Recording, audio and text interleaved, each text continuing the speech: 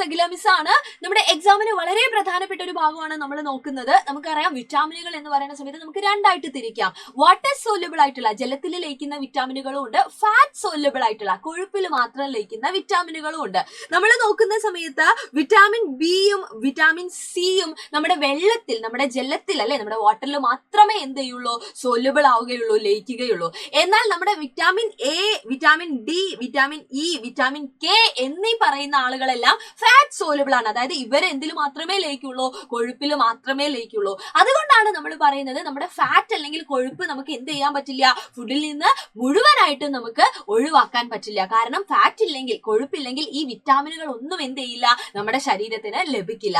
അത് മാത്രമല്ല നമ്മൾ പറയാറുണ്ട് പച്ചക്കറികളും പഴങ്ങളും ഒക്കെ നമ്മൾ വേവിക്കുന്ന സമയത്ത് അടച്ചു വെച്ച് വേവിക്കണമെന്ന്. അതിന്റെ കാരണം എന്താന്ന് പറഞ്ഞു കഴിഞ്ഞാൽ പച്ചക്കറികളിലും പഴവർഗ്ഗങ്ങളിലും ഒക്കെയുള്ള വിറ്റാമിൻ ബിയും വിറ്റാമിൻ സിയും ഇവരെന്താണ്, വാട്ടർ സോല്യൂബിൾ ആണ്, ജലത്തിൽ ലയിക്കുന്ന ആളുകളാണ് അല്ലെ. അത് ജലത്തിൽ ലയിച്ചിട്ട് അത് നീരാവിയോടൊപ്പം പുറത്തു പോകാനുള്ള സാധ്യത തടയാൻ വേണ്ടിയിട്ടാണ് നമ്മൾ ഇവയെ അടച്ചു വെച്ച് അല്ലെങ്കിൽ എന്താണ് ഒരു ലിഡ് വെച്ചിട്ട് ക്ലോസ് ചെയ്തിട്ട് മാത്രം നമ്മൾ വേവിക്കണം എന്ന് പറയുന്നത്.